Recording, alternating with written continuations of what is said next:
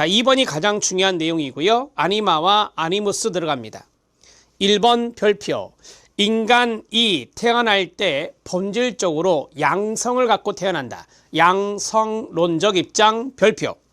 자, 성숙된 인간이 되기 위해서는 남자는 내부에 잠재되어 있는 여성, 즉 사랑을 이해하고 개발해야 하며, 여기서 끊어야 되겠죠.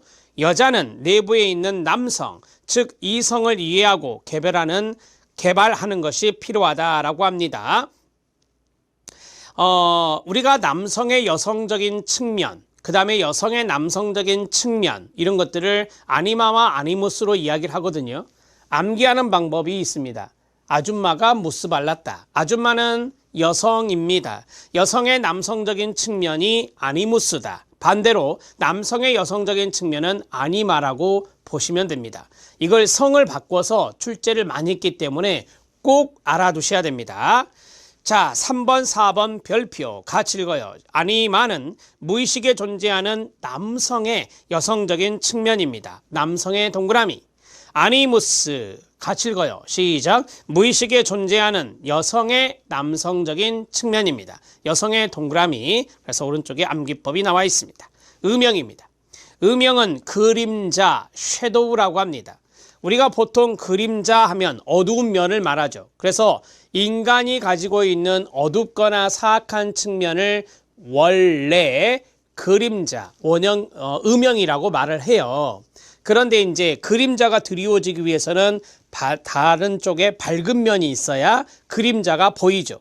따라서 더 나아가서는 밝은 면, 건설적인 면까지 포괄하고 있는 것이 음영이다라고 보는 겁니다. 원뜻은 어두운 면이지만 인간의 어둡거나 사악한 측면을 나타내는 원형의 형태다. 1번 체킹.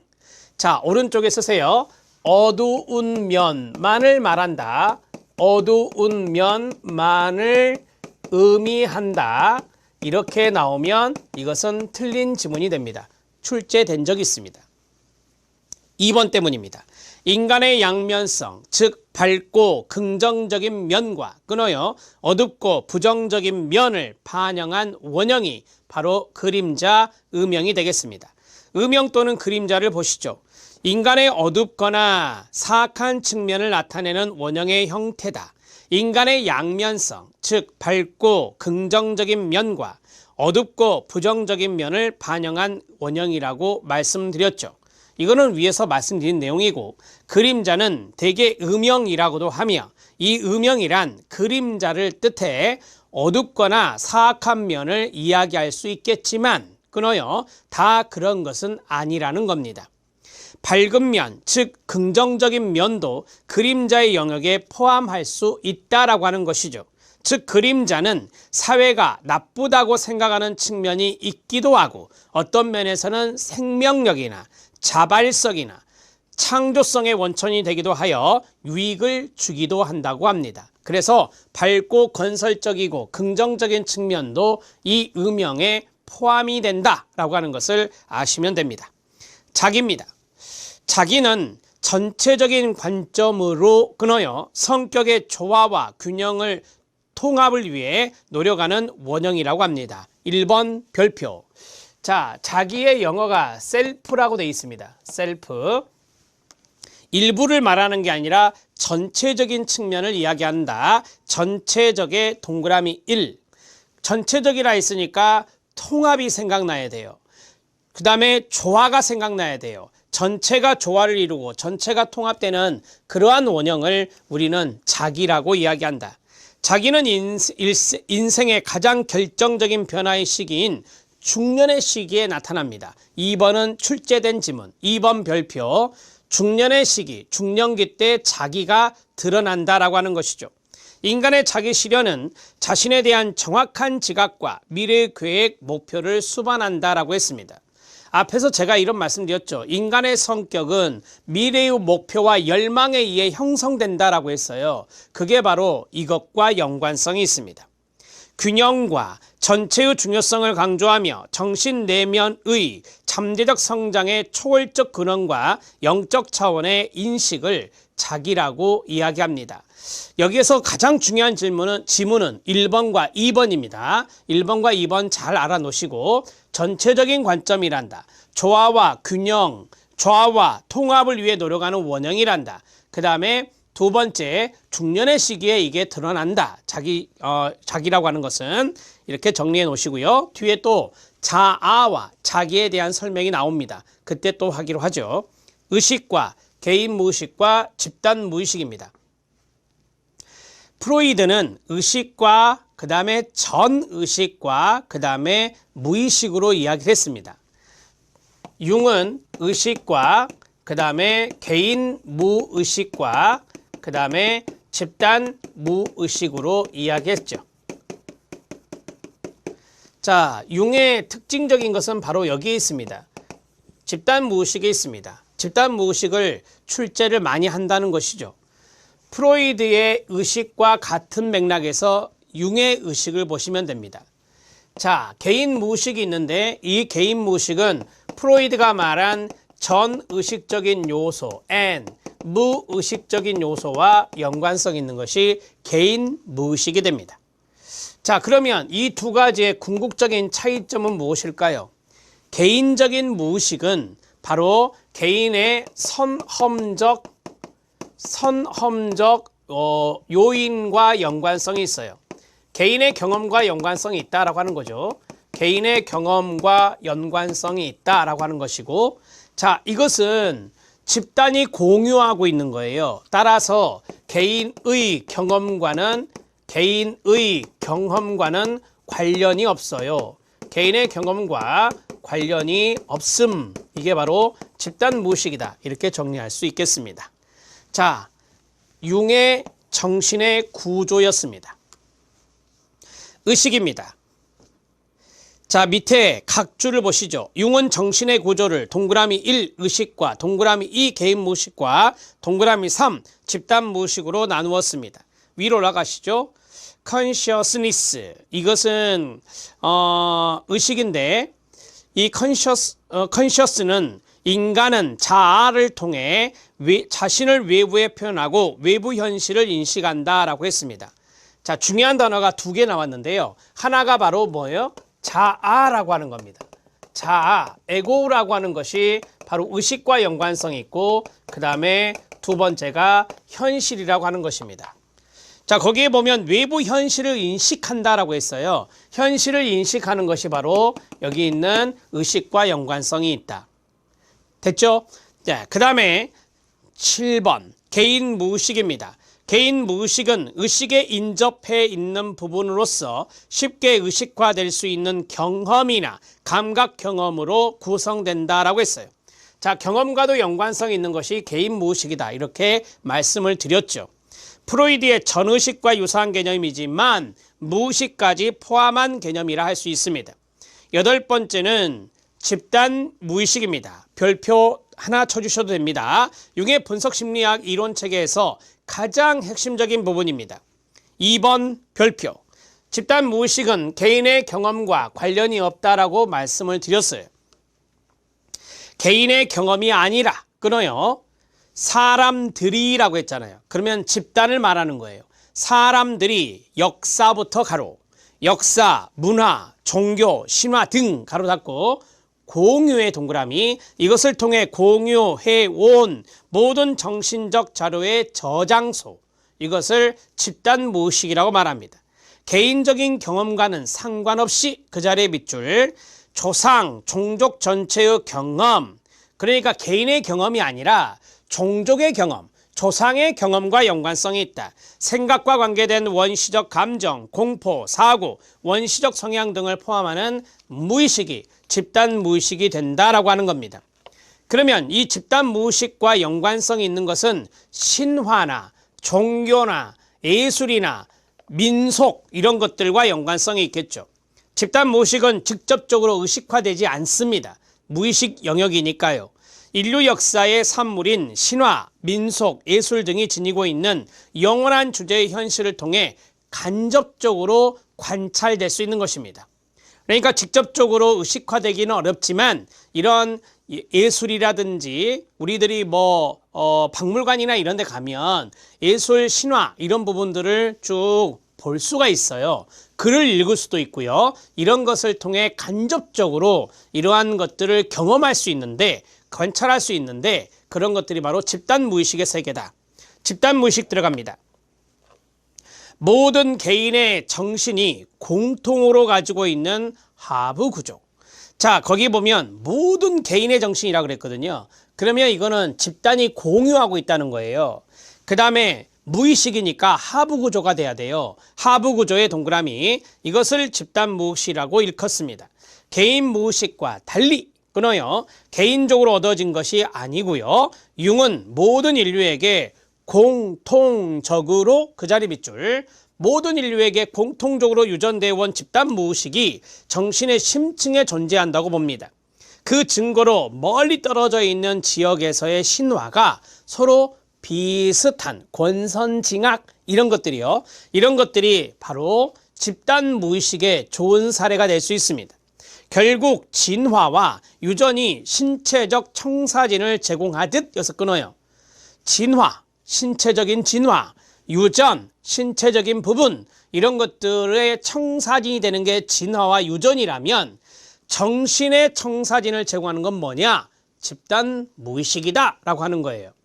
인류 역사에 대한 정신, 인류 정신, 그것의 청사진을 제공하는 것이 바로 집단이 공유하고 있는 집단 무의식이다. 이렇게 이야기하고 있는 겁니다. 9번째, 컴플렉스 들어갑니다. 이 컴플렉스가 최근에 출제가 됐어요. 컴플렉스가 최근에 출제가 됐는데, 이 컴플렉스는 거기 보면 무의식 속의 관념 덩어리라고 돼 있어요. 이거는 개인 무의식과 연관성이 있습니다. 최근에 집단 무의식으로 출제가 됐거든요.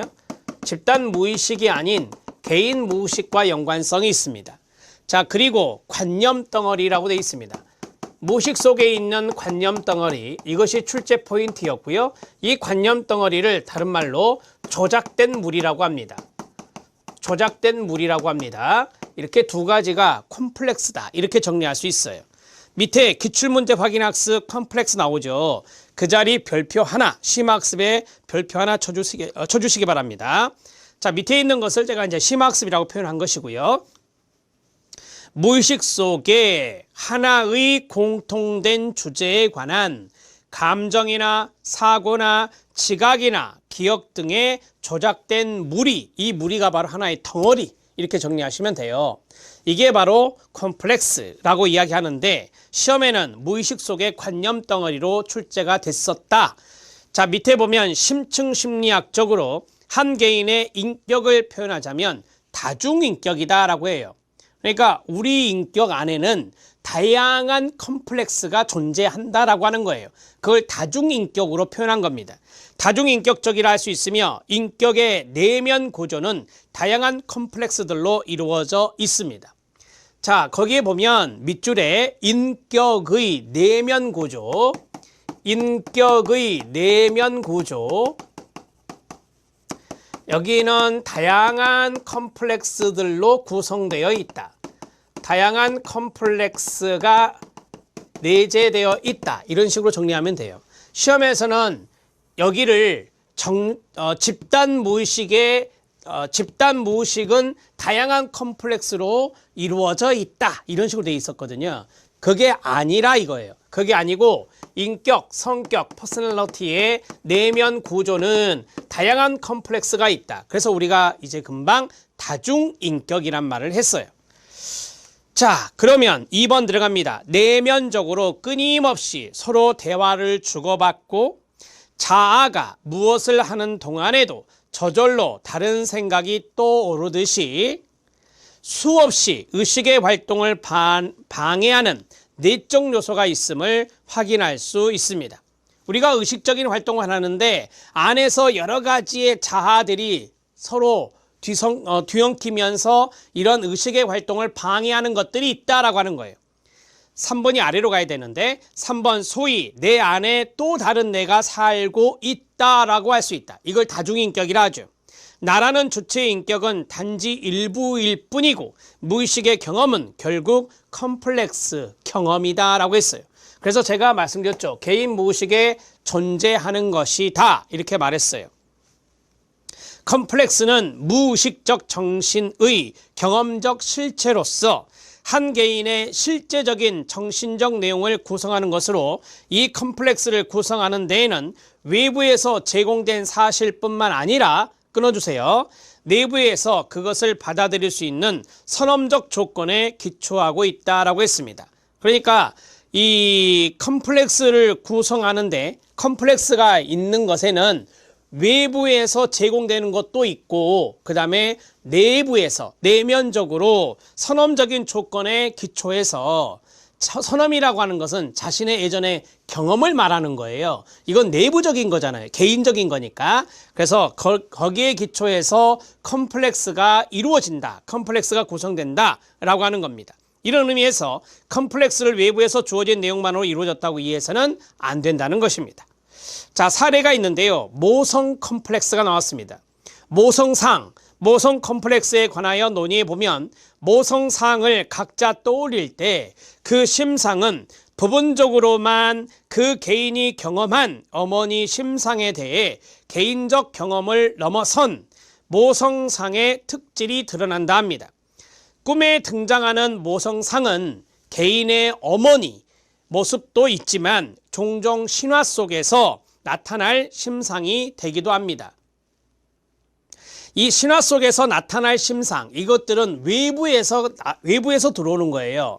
자신의 개인적인 어머니, 자신의 어머니에 대한 심상이 모성 컴플렉스로 나타날 수도 있지만 이런 신화적인 측면이 바로 위에서 말씀드렸던 외부에서 주어진 내용이거든요. 그러한 것들이 컴플렉스로 이루어질 수 있다라고 하는 겁니다. 이러한 비개인적 특성의 어머니 영상의 출현은 매우 흔한 일이다라고 하는 거예요. 그래서 컴플렉스는 개인적인 측면, 선험적인 기초도 있고 외부에서 주어지는 것도 있다. 이렇게 정리하시면 되겠습니다. 자, 컴플렉스는 그냥 여러분들이 간단하게 정리하면 되는데 그게 바로 뭐냐면 이거예요. 개인 무의식, 집단 무의식이 아니라 개인 무의식 속에 존재하는 것이고 그 다음에 관념 덩어리인데 어떤 하나의 공통된 주제에 대해서 가지고 있는 감정, 사고, 지각, 기억 등의 이런 것들이 다 물이 지어 있는 것을 우리가 관념 덩어리다 이렇게 표현했는데 그게 바로 컴플렉스다 이렇게 생각하시면 됩니다. 자, 컴플렉스는 우리 내부적에 다양하게 존재한다. 그래서 다중인격으로 우리가 이것을 일컫기도 하고 이 컴플렉스는 외부의 어떠한 것에 의해서 주어지기도 하고 자신의 어떤 경험, 과거의 경험, 아까 모성 컴플렉스에서 말씀드렸던 자신의 어머니에 대한 심상 이런 것들로 나타나기도 한다. 이렇게 해서 정리하시면 되겠죠. 자, 기출문제 확인학습에서 컴플렉스를 봤는데 이 컴플렉스가 지문 하나로 나왔어요. 그런데 그걸 설명하기 위해서 제가 이 많은 내용을 밑에 보시면 전공서적에서 가져다가 넣어드렸어요. 이 내용까지 아시면 틀리지 않을 겁니다. 성격 유형 8가지를 보도록 하겠습니다. 태도가 2가지가 있고요. 태도가 2가지가 있어요. 외향형과 내향형이 있어요. 그 다음에 심리적 기능이 4가지가 있어요. 자, 그래서 2 곱하기 4, 2, 4, 8, 8가지의 성격 유형을 제시한 사람이 칼융입니다. 이 칼융의 이론을 차용한 사람이 마이어-브리그스의 성격 유형 지표, MBTI라고 하죠. 16개의 성격 유형 척도가 나오는데 자, 이것은 참고하시고 자, 융의 이야기를 해보겠습니다. 외향성과 내향성이 있는데 외향성, 내향성은 여러분들이 알고 있는 그대로입니다. 의식의 주체인 자기가 갖는 정신적 에너지의 방향인데요. 외향성은 의식을 외적 세계 타인에게 향하게 하는 성격 태도고요. 내향성은 의식을 자신의 내적 주관적 세계로 향하게 하는 성격 태도를 말합니다. 심리적 기능 4가지가 있는데 이 심리적 기능 4가지는 다시 합리적인 부분과 비합리적인 부분, 합리적인 부분과 비합리적인 부분으로 구분이 됩니다. 여기에 2가지가 있고 여기에 2가지가 있다라고 하죠. 비합리적인 부분의 감각이라고 하는 것과 직관이라고 하는 것이 있고 합리적인 부분에 사고가 있고 감정이 있어요. 이렇게 해서 정리하시면 되는데 출제 포인트가 바로 여기에 좀 많아요. 감각, 오감을 이용한다. 직관, 육감을 이용한다. 이런 것들이 출제되죠. 나무는 보고 숲은 보지 못한다.